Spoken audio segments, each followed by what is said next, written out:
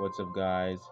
JC here, back again for another video at last. And today, this video was actually planned for a long time. This video is essentially me talking about my thoughts on every single Smash DLC, Fighter Pass 1 and 2. Now, because of how this device works, these videos can't be as long as I want it to be, so I'm gonna have to make separate parts to this. Unfortunately, it's just how the device is. I can't make 16-minute videos or whatever. That would be too much for this, and I can't do that, so it's gonna be a little shorter this time around. But today I'll be talking about.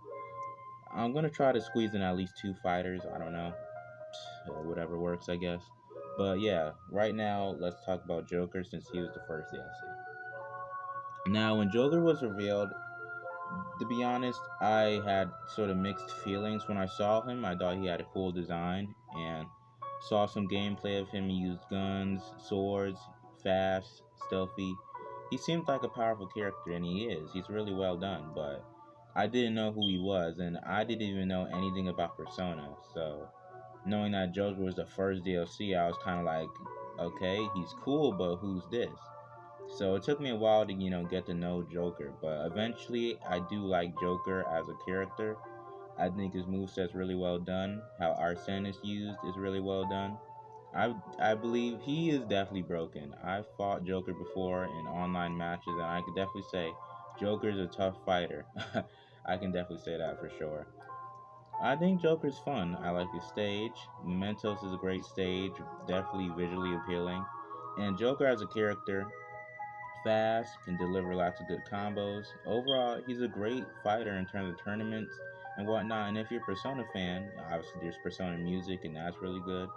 So yeah, Joker is overall, in my opinion, a good DLC. Not who I would pick since I don't really know much about him, but as a character, as a fighter, yes, I think Joker's cool. His final smash is also pretty cool. How it has some of the other Persona characters does a big slash and whatever. I think that's pretty cool as well. His alternate costumes are cool, I guess. Got some references here and there. He's overall just a good DLC, but he's not a DLC I would personally pick since I don't really know anything about Joker or Persona. I know a little bit about Persona, but not too much to where you could say I'm a Persona fan. So, Joker, while he is a very cool character and I like his moveset, he's not a character I would personally choose. But he's a good character. I'll admit that. He is a good character. So overall, I'd say I'm cool with Joker. But let's move on to the next DLC, and that is Hero from Dragon Quest. Now, Hero is, like Joker, a character I didn't know too much about. But actually, I did know just a little bit about Hero before he was revealed. I know that Dragon Quest is very popular in Japan, and the characters were designed by Akira Toriyama, also the creator of Dragon Ball. So if the characters look somewhat similar, that's because the dude who made Dragon Ball designed these characters, which I thought was pretty cool. Now, Hero as a character, he has all types of stuff. He has all these different abilities. He's like Robin when it comes to a magic sword fighter type thing, where he has all these abilities. He can turn invisible, he can turn into metal, he can shoot fire. He's honestly just a really interesting character to play as, and he's a little hard to master since he has so much stuff. He has a lot of good moves. He's honestly he's a mix up between Robin and Link, I'd say. Robin because of all of his crazy, magician spells, and Link because he has a good sword and shield and he has good slashes. Now, in terms of my hype level, I didn't know too much about Dragon Quest. I knew a little bit about it, but not too much to where I'd say I was a fan. So I was sort of like how I was for Joker, where this character looks cool, but I didn't know too much about him, so my hype level for Hero was not that high. But I will admit, Hero is a really good character in terms of tournament competitive play. Really good. Alternate costumes. I like how alternate costumes are different heroes from the Dragon Quest series. I thought that was really cool as well. It isn't just 11 from the new games. It has like four main protagonists from throughout the series. So I thought that was pretty cool. In their alternate costumes are references to other characters. Their stage, Hero stage is quite nice as well. Visually, definitely one of my favorites. It's really nice and beautiful looking. And yeah, Hero's a fun character. I will admit that.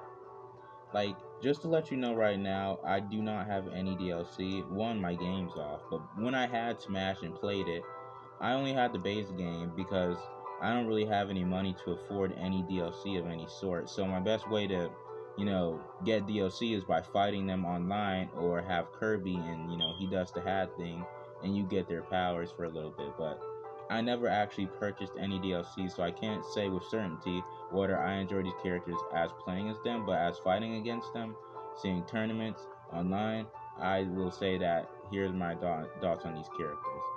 But yeah, Hero's cool. I like Hero. I think he's a fun character with a lot to learn, lots of crazy abilities, lots of mix-ups. You can do a lot with Hero. I think he's a good character in terms of tournaments and competitive play, and as a moveset in general, Sakurai did a great job on him. But unfortunately, the hype level is not really there for me. Since, like I said, Dragon Quest is really popular in Japan, not so much in the US. Of course, there are still US people who are hyped for it, but not to the point where he's like, oh my god, it's Dragon Quest. Like, they're like, oh, who's this? This looks cool. Or some people might recognize Dragon Quest. But for the most part, I didn't think too many people would get Dragon Quest. Like, oh, who's this? Oh, I don't know who this is. That's how I was. I saw this as like, whoa, this character looks cool, but I have no idea who this is, or I know very little about this character. That's how I was. That's how I was for Joker. So, as hype level, not that high. Still a cool character, but not someone that I know too much about. So, unfortunately, the hype level for Joker and Hero is kind of low. So, but like I said, movesets and whatnot, really, really well done. Sakurai worked hard on that. But in terms of hype, not really that too much for me. But still pretty cool. Not gonna lie, pretty cool, pretty cool.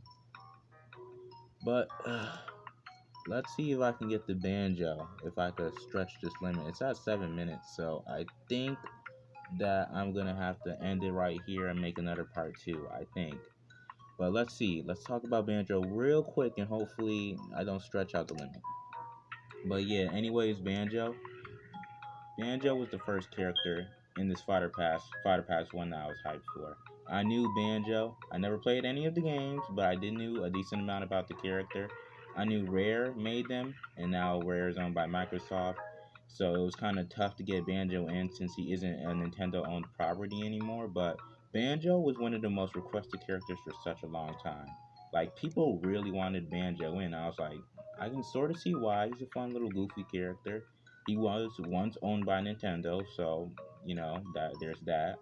And he's just an overall fun, goofy type character, classic goofy video game character. A lot of people love Banjo and Kazooie. It's a famous platformer that was on the 64, like something like Super Mario 64. So Banjo is definitely an iconic video game character, not to the level of something like Mario or Sonic, but there is a fan base for it. So people wanted it in Smash, it made sense. And moveset potential is definitely there. Banjo could use Kazooie as like a bat or like a sword or some sort, just slam Kazooie onto the other fighter, and that's what it was. And when he finally got in, but people created some like dream movesets for him. He did the hope for Banjo is definitely there, and I was kind of on that drift. Like, I knew Banjo, but I wasn't that hopeful for him. But when he finally got released, I was hyped. I was excited. I liked the stage. Spiral Mountain is a fun stage, but I don't like it that much anymore. I don't know why. I just don't like Spiral Mountain that much anymore for some reason. But as a character, Banjo's fun, quick. He's just overall fun dude. Like, how can you hate Banjo? Banjo's just fun. I will admit he can get annoying with the grenade shit. That can be annoying. But overall, I think Banjo's a pretty fun character. I really like his alternate outfits. The colors that they chose for the alts are really good. Overall, Banjo's just a fun character. I mean, people wanted him for years. He's finally here. He's fun. He's overall just a fun character. Like, you can't go wrong with Banjo. But yeah, that's all I have to say for these three. This video is kind of getting long, and I don't know if this device can handle all that, so I'm just gonna have to make a part two. So yeah, see you in part two.